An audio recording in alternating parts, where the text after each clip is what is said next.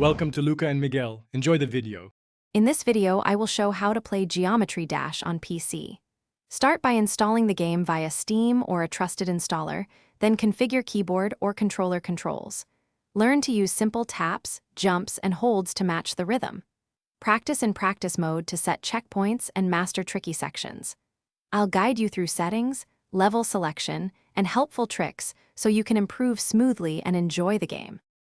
In this section, I will explain control setup and ideal settings. Open the Options menu to bind jump to spacebar or a preferred key and test responsiveness in training. Adjust sound and visual effects to reduce distractions and keep consistent FPS. Turn off VSync if it causes lag and lower particle effects for clarity. These tweaks make timing easier and give you a stable platform to practice your runs and improve. In this part, I will help you build consistent practice habits.